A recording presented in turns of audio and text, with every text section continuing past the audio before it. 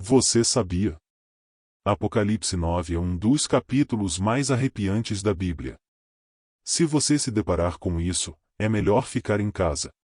Se inscreva no canal e assista este vídeo até o fim para descobrir o evento mais terrível na Terra e a figura mais assustadora na Bíblia. O Antigo Testamento apresenta 15 livros de profecia, mas o Novo Testamento possui apenas um em Apocalipse. Escrito pelo apóstolo João enquanto estava em Éfeso, onde também viveu com Maria, mãe de Jesus, até serem sepultados lá. Apocalipse foi escrito no final do primeiro século, sob o reinado do imperador Domiciano, que exigia que todos queimassem incenso para César no dia do Senhor, declarando César é Senhor. Isso representou um desafio severo para os primeiros cristãos, cuja fé em Jesus como Senhor era inabalável. Para eles, dizer César é Senhor significava enfrentar consequências graves. Este livro não só documenta, mas orienta aqueles prontos para morrer por suas convicções. João recebeu o Apocalipse de uma maneira única e entregue por Jesus através de um anjo, que então o transmitiu para João escrever para todas as igrejas. Nenhum outro livro na Bíblia foi originado tão misteriosamente. Durante suas visões, João foi transportado ao céu, ouvindo vozes e coros celestiais, tendo que ser lembrado 11 vezes pelo anjo para registrar tudo. Apocalipse é uma obra incrível com um tema claro, o retorno do Senhor Jesus Cristo à Terra. Este evento é profetizado 318 vezes na Bíblia, tornando-se a predição mais frequente. O livro cobre os eventos antes, durante e após esse retorno, repleto de trombetas e imagens complexas destinadas a esclarecer, não confundir. Algumas pessoas acham os símbolos de Apocalipse complexos demais e preferem ignorar sua mensagem, mas isso é um erro. Os símbolos ali são classificados em 4 tipos principais, cada um com um significado profundo e muitas vezes assustador. Ele abriu o eixo do abismo e da fumaça subiu do eixo como a fumaça de uma grande fornalha, e o sol e o ar foram escurecidos pela fumaça do eixo.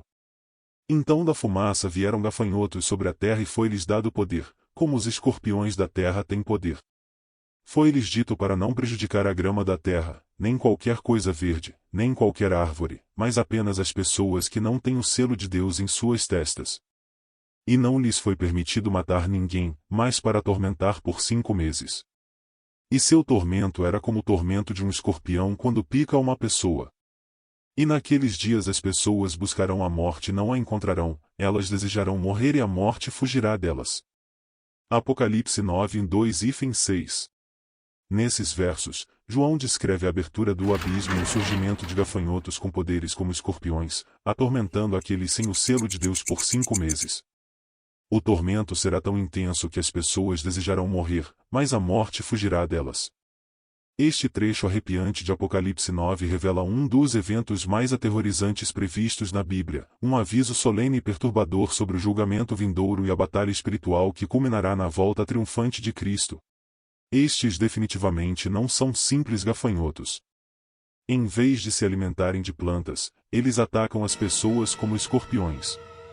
São uma representação dos inúmeros demônios que serão soltos sobre a terra. Durante a grande tribulação, um período de juízo divino, Deus liberará exércitos demoníacos que estavam aprisionados, e eles descerão sobre a terra como um enxame de gafanhotos destrutivos. A marca de Deus está sobre as testas daqueles que são seus. Os 144.000, marcados por Deus, e possivelmente outros, estarão protegidos, mas para todos os outros não haverá escape. Este juízo de Deus é inexorável. Quem são os 144.000 mencionados no Apocalipse? Eles já estão entre nós? Poderíamos nós ser um deles? O livro do Apocalipse faz 3 referências a um grupo de pessoas totalizando 144.000. Selados de todas as tribos dos filhos de Israel.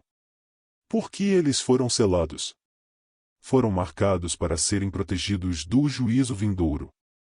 Nesta visão profética do futuro, Jesus descreve este tempo como uma grande tribulação, comparável a nada que tenha ocorrido desde o início do mundo até agora, nem nunca mais ocorrerá. No Novo Testamento, a palavra selado deriva de um termo grego que significa ser marcado com um selo pessoal. Deus tem um plano específico e um tempo determinado para cada coisa, e seu objetivo é levar as pessoas ao arrependimento, conforme descrito em Apocalipse 9, 20, 21. Durante esses dias, as pessoas ansiarão pela morte, mas ela fugirá delas. Elas buscarão o fim, mas não o encontrarão. Não há escapatória deste sofrimento severo. E sobre os gafanhotos que serão enviados como praga para a terra, sua força é o mesmo de um escorpião. Embora o veneno de um escorpião cause uma dor aguda, geralmente não é fatal. Contudo, esses seres desejarão a morte. Assim como Paulo falou em Filipenses 1, 21, 23, aqueles que sofrem durante esse período ansiarão pela morte, mas suas motivações e resultados serão completamente diferentes dos de Paulo. Para Paulo, a morte significava receber bênçãos eternas, enquanto para esses sofredores, a morte será apenas uma transição do sofrimento atual para um castigo eterno. Apocalipse 9, 7 e fim 10, Nova Versão Internacional. Os gafanhotos pareciam cavalos preparados para a batalha, tinham coroas como de ouro sobre a cabeça, seus rostos eram como rostos humanos, tinham cabelos como cabelos de mulher, seus dentes eram como dentes de leão, tinham couraças como couraças de ferro, e o barulho de suas asas era como o barulho de carros de muitos cavalos correndo para a batalha. Tinham caudas como de escorpiões, com aguilhões, em suas caudas estava o poder para atormentar durante 5 meses. A aparência desses gafanhotos era como a de cavalos preparados para a batalha. Muitos tentaram provar que esta descrição de gafanhotos, embora poética, corresponde verdadeiramente aos gafanhotos naturais. No entanto, essa visão ignora um sinal claro de sua natureza demoníaca. Por que Deus os chamaria de gafanhotos se não fossem gafanhotos reais, mas sim espíritos malignos que se aglomeram e devastam como gafanhotos? Uma razão crucial é que os gafanhotos servem como mensageiros do juízo de Deus. Isso é claramente visto no Antigo Testamento, em histórias como Êxodo 10, 4, 14. O uso repetido do termo como sugere que a descrição não deve ser interpretada literalmente. O efeito geral desta imagem é de uma crueldade estranha e aterrorizante. As teorias de que esses gafanhotos poderiam representar helicópteros de guerra usados pelo anticristo ou um governo global são intrigantes, mas são apenas suposições e não se alinham com todos os detalhes. Parece que devemos aceitar que Deus, ao atender ao desejo de longa data desses espíritos malignos de possuírem corpos próprios, criou corpos apropriados para eles. Esses corpos têm uma aparência assustadora, assim como os espíritos malignos que os habitam. Não podemos identificar precisamente quem ou o que este enxame de gafanhotos representa. O que sabemos com certeza é que, pouco antes do fim do mundo, o mal enfrentará um período de sofrimento demoníaco severo, sem precedentes. Os detalhes exatos de como isso acontecerá permanecerão desconhecidos até que a história os revele. O líder desses gafanhotos é Apolion. Apolion e Abaddon têm os mesmos pensamentos de destruição, tormento e perdição. Abaddon é um demônio que serve sob Satanás e é responsável por um abismo cheio de gafanhotos que surgirão nos últimos dias. Como o Antigo Testamento e o Novo Testamento foram escritos em idiomas distintos, a palavra para destruidor em grego é diferente da palavra em hebraico. Isso é algo que sempre devemos ter em mente. Embora só vejamos a menção na segunda metade da Bíblia, em Apocalipse, 5 versículos do Antigo Testamento usam a palavra. Parece significar destruição. O nome Apolion é a forma grega de Abaddon, significando destruidor. Sobre eles tem como rei o anjo do abismo, cujo nome em hebraico é Abaddon, e em grego, Apolion. Isso mostra que o campo inimigo está organizado, com o título de rei. No livro de Daniel, encontramos o príncipe da Pérsia, também um demônio de alto escalão. Os termos rei e príncipe mostram conexões com um reino. Isso claramente revela um reino com forças que se opõem a nós. Este evento marca o começo do fim, quando Satanás e os exércitos sob seu controle serão liberados. Ele será permitido levar aqueles que rejeitam Cristo como rei durante a purificação de toda a terra, preparando o caminho para um novo céu e uma nova terra. O nome Abaddon aparece em algumas versões do Antigo Testamento, como a versão padrão americana e a Bíblia padrão americana. Na versão internacional, King James e Nova Tradução Viva, ele aparece como destruição. João faz uma declaração espiritual e política usada no livro do Apocalipse ao se referir tanto a Abaddon, em hebraico, quanto a Apolion, em grego. Juntos, os selos, As trombetas e as taças dos últimos tempos compõem o grande dia da ira de Deus e servem para julgar o reino do anticristo da maldade. O Abaddon e Apolion do Apocalipse são demônios reais que um dia infligirão dor real às pessoas durante o julgamento real de Deus. Abaddon era um lugar dos mortos no Antigo Testamento, Jó 31:12, frequentemente associado à morte e ao reino dos mortos. Ele está ligado ao abismo e aos rolos do Mar Morto, sendo equivalente ao Hades, o reino dos mortos às vezes personificado sobre o qual Deus e Cristo têm controle absoluto. Aqui, temporariamente, o controle é dado a um anjo maligno que parece ter sido aprisionado com outros espíritos do abismo. João pode estar adaptando levemente o título para enfatizar seu ponto. Portanto, muitos sugerem que esse título também é destinado a ridicularizar Apolo, o deus arqueiro, cujo emblema eram os gafanhotos. Isso nos revela que o objetivo do maligno, que é a cabeça do Abaddon, é contra nós. O ladrão não vem senão para roubar, matar e destruir. Eu vim para que tenham vida e a tenham em abundância. Agora, esses demônios foram soltos, embora com restrições, mas Deus está supremamente no controle. Nosso Pai Celestial não é o destruidor, mas Ele próprio trouxe essa devastação como parte de seu justo juízo. Enquanto Satanás é maléfico e poderoso, ele não é onipotente. Abaddon não tem poder completo sobre os demônios do inferno, aqueles gafanhotos que emergem do abismo. Contudo, esses gafanhotos são apenas capazes de torturar suas vítimas, incapazes de ceifá-las. Quem os mantém contidos? Mesmo em seu pior momento, o destruidor não pode escapar do controle de Deus. Apocalipse 9:12-15, Nova Versão Internacional, o primeiro ai passou, eis que vem ainda 2 ais depois destas coisas. O sexto anjo tocou sua trombeta, e ouvi uma voz vinda das extremidades do altar de ouro diante de Deus, que disse ao sexto anjo, o qual tinha a trombeta, solta os 4 anjos que estão amarrados junto ao grande rio Eufrates. E foram soltos os 4 anjos que estavam preparados para a hora, dia, mês e ano, a fim de matar a terça parte da humanidade. Os 4 anjos no rio Eufrates. Este será um dia de ira, angústia e desespero.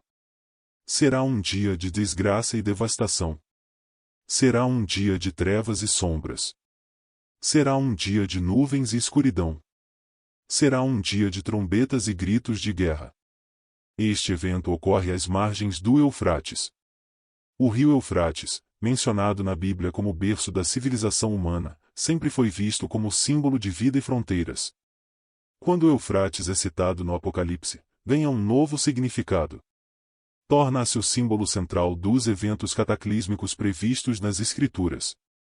Esta parte da Bíblia é ao mesmo tempo fascinante e aterrorizante. Revela um tempo em que Deus intervém e o mundo conhecido se confronta com o mundo espiritual de maneira terrível, resultando em consequências graves para toda a humanidade. O propósito de liberar esses anjos é provocar uma destruição imensa, permitindo-lhes ceifar 1/3 da população mundial. Mas por que Deus permitiria tal carnificina? Não há conexão óbvia entre esses 4 anjos e os mencionados em Apocalipse. Podem ser os mesmos, mas também podem não ser. Quem quer que sejam, estão prontos para a hora, dia, mês e ano determinados para a execução deste julgamento. Lemos, foram soltos. Isso pressupõe que são anjos malignos. Embora isso não seja definitivo, é provável que sejam. Afinal, são instrumentos do propósito divino. Os gafanhotos demoníacos descritos anteriormente no Apocalipse eram meros instrumentos de tormento humano. No entanto, esses 4 anjos têm o poder de realizar um massacre de proporções inéditas. Eles são despertados apenas quando Deus julga ser o momento adequado, e sua ação está restrita a uma porção específica da humanidade. Assim, eles executam a vontade divina no tempo devido. Este trecho sobre os 4 anjos pode ser interpretado como uma representação do juízo implacável de Deus. Nas Escrituras, os juízos de Deus são frequentemente retratados como chamados ao arrependimento e demonstrações de seu poder e justiça. Por exemplo, Apocalipse 9:20-21 menciona que os sobreviventes não se arrependeram de seus pecados, apesar das pragas. Isso sugere que os juízos divinos são também um chamado à conversão. Esta parte do Apocalipse ilustra as consequências de se afastar de Deus e a necessidade urgente de arrependimento. É um lembrete severo da gravidade do pecado e da urgência de buscar reconciliação com Deus. Apocalipse 9, 16, 19, Nova Versão Internacional, o número dos cavaleiros era de 200 milhões, ouvi o seu número. Assim, vi em visão os cavalos e os seus cavaleiros, que traziam couraças vermelhas como fogo, azuis como jacinto e amarelas como enxofre. As cabeças dos cavalos eram como cabeças de leões, e de suas bocas saía fogo, fumaça e enxofre. Por meio destes três flagelos, ou seja, fogo, fumaça e enxofre, procedentes de suas bocas, foi morta a terça parte dos homens. Pois o poder dos cavalos estava na sua boca e nas suas caudas, que se pareciam com serpentes e tinham cabeças com as quais causavam dano.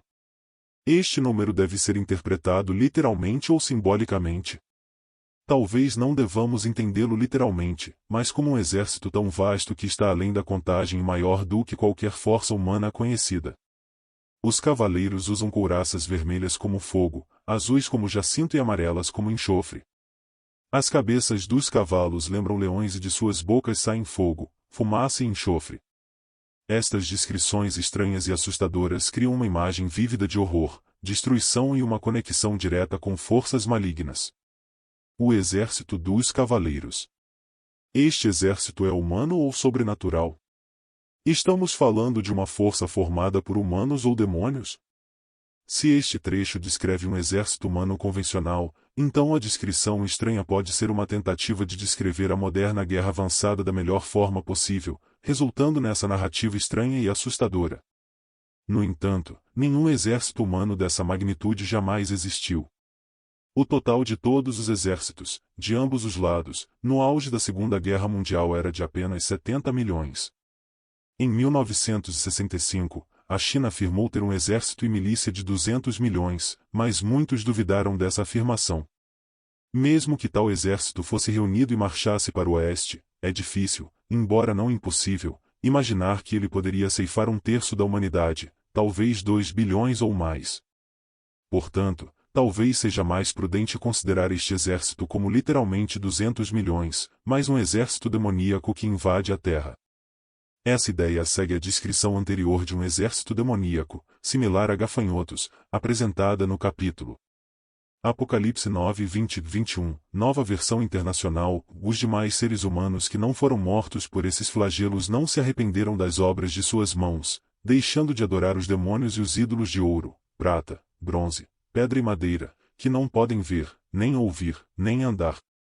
E não se arrependeram dos seus homicídios, nem das suas feitiçarias, nem das suas imoralidades sexuais, nem dos seus furtos.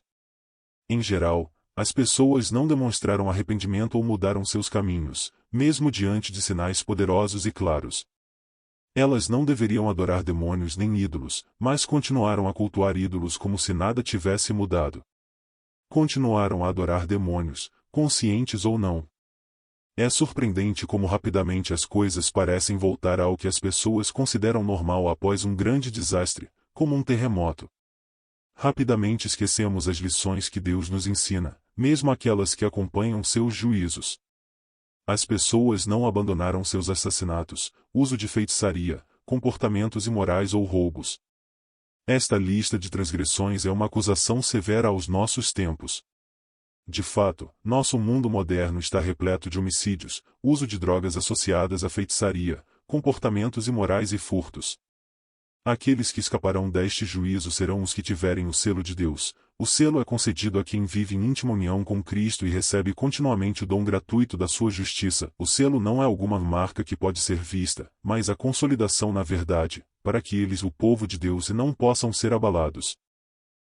Então olhei, e eis que ali estava o Cordeiro sobre o monte Sião, e com ele 144.000, que em sua testa tinham escrito o nome de seu pai, significando a própria posse de Deus. E ouvi uma voz do céu, como a voz de muitas águas, e como a voz de um grande trovão, e ouvi uma voz de harpistas, que tocavam com as suas harpas.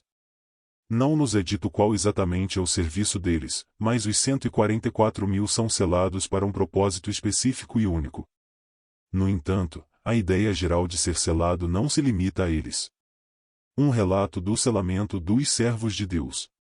Observa-se que a tarefa foi confiada a 2 anjos. Enquanto alguns anjos foram encarregados de restringir Satanás e seus agentes, outro anjo foi responsável por identificar e diferenciar os fiéis servos de Deus. Esses servos foram distinguidos pelo selo de Deus em suas testas, um sinal facilmente reconhecível por Deus. Este selo os separou, assegurando-lhes segurança e proteção durante os tempos mais difíceis. Muitos grupos diferentes têm reivindicado ser os 144.000. A identidade dos 144.000 pode ser inferida de certos fatos em Apocalipse 7 e Apocalipse 14. Primeiro, o grupo de pessoas mencionado como os filhos de Israel são descendentes do patriarca bíblico Jacó, que posteriormente foi chamado Israel. Eles também são conhecidos como israelitas, conforme Apocalipse 7. Segundo, sua filiação tribal é específica, Apocalipse 7, 4 e 8. Terceiro, durante o período da ira de Deus, eles serão protegidos e triunfarão, encontrando Jesus no Monte Sião quando ele retornar. Estes são os que não se contaminaram com mulheres, pois são celibatários. Estes são os que seguem o Cordeiro para onde quer que ele vá. Estes foram comprados e resgatados dentre os homens de Israel como primícias, santificados e separados para serviço especial a Deus e ao Cordeiro. Quinto, eles são o início de uma colheita maior. Sexto, são marcados pela integridade e fidelidade. Tomados em conjunto, é difícil argumentar que os 144.000 são simbólicos da Igreja. O ato de selar, conforme descrito em Apocalipse, representa um selo divino de proteção e posse. Esse processo de selamento simboliza uma preservação espiritual durante tempos de tribulação. Cada uma das 12 tribos de Israel contribui com 12.000 membros, significando a completude na seleção de Deus. O número 144.000 é rico em simbolismo. Na numerologia bíblica, o número 12 frequentemente representa a autoridade divina, completude, governo perfeito. Multiplicar 12 tribos por 12.000 membros de cada tribo sugere uma completude ampliada. O selamento dos 144.000 é um sinal da soberania de Deus e de sua capacidade de preservar seus escolhidos no meio do caos e da destruição. Essa ideia oferece conforto aos crentes, assegurando-lhes a proteção de Deus e a importância da fidelidade. Contraste com a marca da besta. O selo de Deus e a marca da besta, no livro do Apocalipse, mostram uma grande diferença entre o bem e o mal, e entre o poder de Deus e o poder do mundo. O selo de Deus. O selo de Deus, mencionado em Apocalipse 7, 2 e 3, representa a proteção divina e posse. É dado aos seguidores fiéis de Deus, marcando-os como seus espiritualmente. Ao contrário de uma marca física, simboliza um compromisso pessoal profundo com Deus e seus ensinamentos. Possuir o selo de Deus indica uma salvaguarda espiritual durante tempos de julgamento e tribulação. É um sinal de escolha por Deus, refletindo uma vida vivida de acordo com os princípios divinos. A marca da besta. A marca da besta, discutida em Apocalipse 13, 16, 17, é um sinal que mostra a lealdade à besta, um personagem maligno contra Deus. Significa afastar-se de Deus e escolher seguir o poder das pessoas no mundo, frequentemente não correto ou bom. A marca da besta aparece no Apocalipse. A marca da besta é chamada assim porque é trazida à existência por um homem chamado a besta. De acordo com as passagens bíblicas em Apocalipse 16, a marca da besta é um símbolo que distingue aqueles que adoram a besta. Apocalipse 13, 16, 17, na Bíblia Amplificada, e ele força todos, os pequenos e os grandes, os ricos e os pobres, os livres e os escravos, a receberem uma marca na mão direita ou na testa, significando lealdade à besta e que ninguém poderá comprar ou vender, exceto aquele que tem a marca, o nome da besta ou o número do seu nome.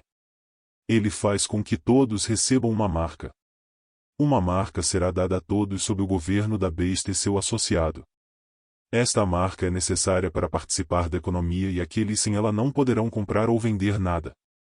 Apenas aqueles que portarem um número especial em uma parte visível de seu corpo e ou testa poderão negociar, e o número será marcado apenas naqueles que se envolvem na idolatria imperial. O número 666 é o nome codificado do ditador. Já discutimos seu significado, a natureza da escrita apocalíptica. Até que ele chegue, Quando sua identidade com essa figura será apenas muito óbvia, todas as tentativas de decodificá-la são especulações inúteis. Uma coisa é clara, ele ficará aquém da perfeição. 7. Em todos os aspectos. A palavra querigma, na antiga língua grega, refere-se a uma marca, mas não é comumente associada às pessoas, assim alguns a interpretam como uma marca simbólica. No entanto, a ideia de uma marca física necessária para comprar ou vender não é impossível e poderia ser prática. A tecnologia para dar às pessoas uma marca que lhes permita comprar e vender na economia eletrônica está disponível. Existem muitas maneiras diferentes pelas quais isso poderia acontecer, e tais programas são propostos e testados constantemente. Uma marca na mão direita, ou na testa. Satanás não é um ser criativo, tudo o que ele pode fazer é imitar a Deus. Não nos surpreende encontrar que isso também é uma paródia satânica de algo que Deus fará. Imita o selo de Deus sobre seu povo. Aceitar esta marca é como virar as costas para Deus, mostra que você está escolhendo ficar do lado daqueles contra Deus. Não é apenas uma marca que você pode ver em seu corpo, realmente significa que você está vivendo sua vida contra o que Deus significa. O selo de Deus versus a marca da besta. O selo de Deus representa autoridade e proteção divinas, enquanto a marca da besta significa submissão ao poder corrupto e mundano. O selo de Deus é um sinal espiritual, denotando fé e obediência a Deus, enquanto a marca da besta é frequentemente interpretada como um sinal físico ou visível de conformidade com as forças do mal. O selo de Deus significa salvação eterna e alinhamento com a vontade de Deus, enquanto a marca representa ganho temporal ao custo de condenação espiritual. Qual é o propósito do selo de Deus? Assim você sabe que foi escolhido. A revelação de Jesus Cristo foi dada a João por Deus, para mostrar a seus servos o que em breve acontecerá. Este livro está repleto de mistérios sobre coisas vindouras. O que significa ter o selo de Deus em minha testa? Semelhante à forma como Deus protegeu seu próprio povo. E eles clamavam com voz alta, dizendo: a salvação pertence ao nosso Deus, que está assentado no trono, e ao Cordeiro. E todos os anjos estavam de pé ao redor do trono, e dos anciãos, e dos 4 seres viventes, e prostraram-se sobre seus rostos diante do trono, e adoraram a Deus, dizendo: Amém. A bênção, a glória, a sabedoria, a ação de graças, a honra, o poder e a força pertencem ao nosso Deus para todo sempre. Amém. Então um dos anciãos respondeu, dizendo-me: estes que estão vestidos com as vestes brancas, quem são e de onde vieram? E eu disse-lhe: meu senhor, tu sabes. E ele disse-me: estes são os que vêm da grande tribulação, e lavaram as suas vestes e as branquearam no sangue do Cordeiro. Nós temos os cânticos dos santos e dos anjos nesta ocasião. Os santos louvaram a Deus por salvar um grande remanescente de judeus da infidelidade e da destruição.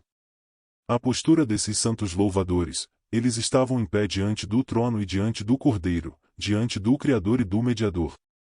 Durante o culto religioso, devemos considerar estar na presença especial de Deus. Para nos aproximarmos de Deus, devemos fazê-lo através de Cristo, pois Ele é o mediador entre nós e Deus. Sem um mediador, os pecadores não poderiam se aproximar do trono de Deus. Seu hábito. Eles estavam vestidos com vestes brancas e seguravam palmas em suas mãos. Isso representa a sua justificação, santidade e vitória, como os conquistadores costumavam aparecer em seus triunfos. Quando os fiéis servos de Deus lutaram a boa luta da fé e completaram seu curso, eles farão uma aparição tão gloriosa no final. Seu emprego. Eles clamaram com voz alta, dizendo: em salvação ao nosso Deus que está sentado no trono, e ao Cordeiro. Isso pode ser interpretado tanto como um hosana, expressando bons votos para o sucesso de Deus e do interesse de Cristo na igreja e no mundo, quanto como um aleluia, louvando a Deus e ao Cordeiro pela grande salvação que eles proporcionaram. Tanto o Pai quanto o Filho se unem nessas louvações. O Pai planejou a salvação, o Filho a comprou, e aqueles que a desfrutam devem e irão abençoar o Senhor e o Cordeiro publicamente com fervor apropriado. Aqui está o cântico dos anjos onde, observe, os servidores estão diante do trono de Deus servindo a Ele e aos santos. Sua postura é muito humilde e expressa a máxima reverência. Eles caíram diante do trono sobre seus rostos e adoraram a Deus. Olhe, o mais excelente de todas as criaturas que nunca pecaram e estão sempre diante dele, não apenas cobrindo seus rostos, mas caindo sobre seus rostos diante do Senhor. Portanto, nós, como criaturas frágeis e insignificantes, devemos nos aproximar de Deus com humildade e profunda reverência. Devemos nos prostrar diante dele e demonstrar tanto um espírito reverente quanto um comportamento humilde em todos os nossos discursos a Deus. Seus louvores. Eles concordaram com os louvores dos santos e disseram seu próprio amém a eles. No céu, há uma harmonia perfeita entre anjos e santos. Além disso, eles acrescentaram bênção, glória, sabedoria, ação de graças, honra, poder e força ao nosso Deus para todo sempre. Amém. Eles reconhecem os atributos gloriosos de Deus, sua sabedoria, seu poder e sua força. Eles reconhecem que as perfeições divinas de Deus são dignas de bênçãos eternas, louvores e glorificação, à medida que confirmam seu acordo com um amém. Ao observarmos o que está sendo feito no céu, devemos começar a nos preparar para tal trabalho, voltando nossos corações para ele, praticando-o frequentemente e ansiando pelo tempo em que nossos louvores e felicidades serão aperfeiçoados naquele mundo. Por que esta cena é tão importante? Seu selamento ou marcação vem com um propósito que se torna mais urgente e necessário à medida que vemos o dia se aproximando. Você já parou para pensar sobre o propósito por trás do seu selamento ou marcação? É incrível como algo tão simples como uma marca ou selo pode ter tanto significado e importância. Você está marcado. Você está selado. Você foi selado. Você é legitimamente de Deus. A esperança do céu é sua. À luz do fato de que você foi marcado e capacitado pelo Espírito Santo de Deus, eu o encorajo a permitir que Deus o use como sua testemunha em todos os lugares do mundo. Foi a última coisa que Jesus compartilhou com seus seguidores antes de ascender ao céu, e deve ser a coisa mais importante para você e para mim focarmos até que ele retorne. Mas recebereis poder e capacidade quando o Espírito Santo vier sobre vós, e sereis minhas testemunhas para contar às pessoas sobre mim, tanto em Jerusalém quanto em toda a Judéia e Samaria, e até aos confins da terra. Esses textos nos mostram que os 144.000 serão pessoas que sobreviverão à grande tribulação. Eles não são santos fiéis que viveram e morreram ao longo das eras anteriores. Os membros da igreja de hoje estão incluídos nos 144.000. Muitas igrejas e grupos afirmaram que seus membros, ou uma proporção de seus membros, compõem os 144.000. No entanto, não devemos confiar apenas em reivindicações humanas. É importante considerar o que a Bíblia diz sobre quando os membros da Igreja de Deus são selados em comparação com quando os 144.000 serão selados. Igreja, selada com o Espírito Santo agora. Os membros da Igreja também são selados. Paulo descreveu os membros em Éfeso. Nele também, quando ouvistes a palavra da verdade, o Evangelho da vossa salvação, e por ele acreditastes, fostes selados com o selo do Espírito Santo prometido, o prometido por Cristo como propriedade e proteção de Deus. Mais tarde, ele lhes disse, e não entristeçais o Espírito Santo de Deus, pelo qual estáis selados para o dia da redenção. Escrevendo para os membros em Corinto, Paulo falou de Jesus Cristo, que também nos selou e nos deu o Espírito em nossos corações como garantia. Ele também nos selou e nos deu o Espírito em nossos corações como garantia. Aqueles que são guiados pelo Espírito Santo são marcados como cristãos genuínos, filhos de Deus e herdeiros da vida eterna. Romanos 8:14-16. Pois todos os que são conduzidos pelo Espírito de Deus, estes são filhos e filhas de Deus. Pois não recebestes um espírito de escravidão que vos leva a ter medo novamente, mas recebestes um espírito de adoção,